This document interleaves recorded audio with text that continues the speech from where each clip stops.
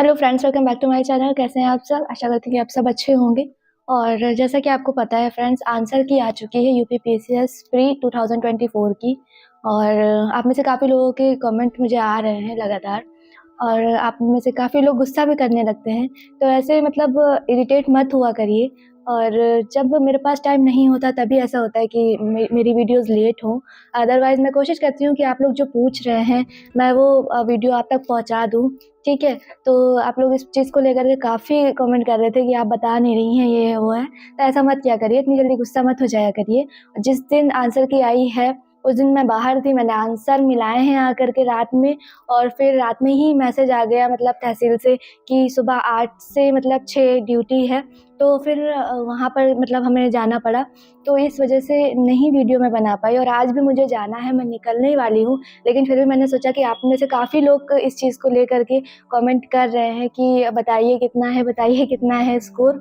तो मैंने सोचा मैं रिकॉर्ड कर देती हूँ, मेरी सिस्टर बाद में वो अपलोड कर देगी। तो अगर बात करें इस बार जो मेरा स्कोर है, तो जिस तरह से मतलब पेपर था, और आप में से काफ़ी लोग ने दिया भी, ठीक है? तो आप लोग सब लोग जान रहे हैं कि पेपर कितना ज़्यादा टफ़ था।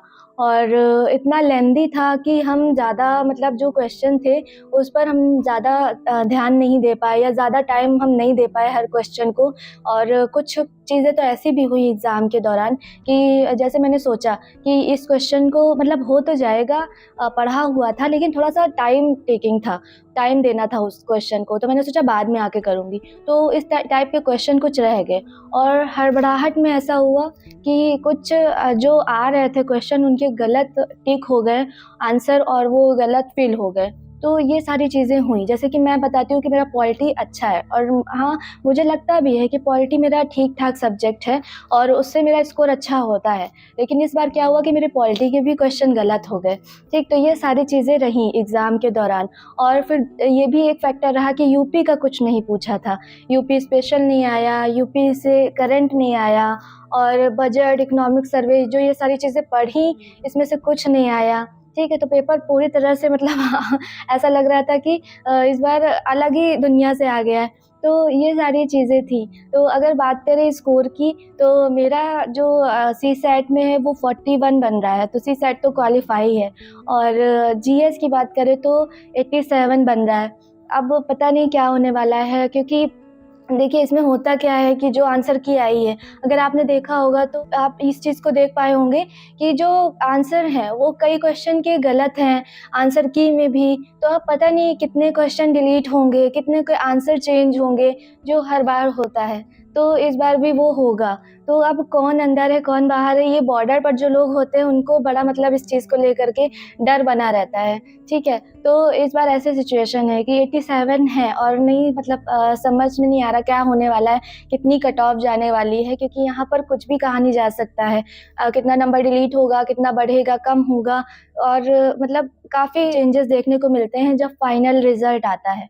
तो अब यही है कि रिज़ल्ट का देखना है कि कैसा क्या हो रहा है, और आप लोग भी बताइएगा आपके कितने बन रहे हैं। काफ़ी लोग इस चीज़ को लेकर के परेशान हैं कि मेरे काफ़ी कम हैं। तो देखिए, अगर आप इस चीज़ को लेकर के परेशान हैं कि आपका जो है काफ़ी कम स्कोर बन रहा है, ठीक?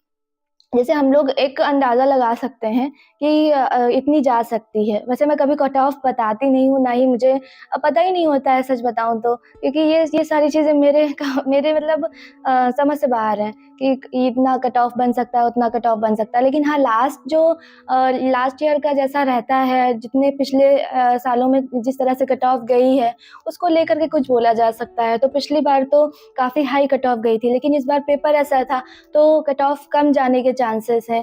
लेकिन ये है कि हाँ, 80 से 80 के आस-पास रहने वाली है, सुनने में ऐसा आ रहा है।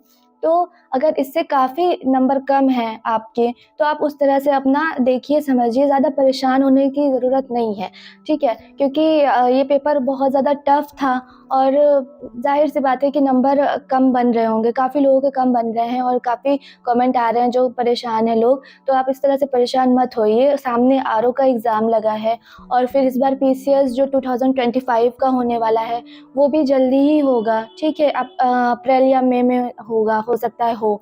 तो अब ये जब अभी कैलेंडर आ जाएगा आयोग का तो सारी चीज़ें क्लियर हो जाएँगी। तो उस हिसाब से अपना आप देखिए कैसे क्या करना है, ठीक है? और अगर आप इसी को लेकर के परेशान रहेंगे ज़्यादा दिन तक के तो टाइम ज़्यादा वेस्ट होगा।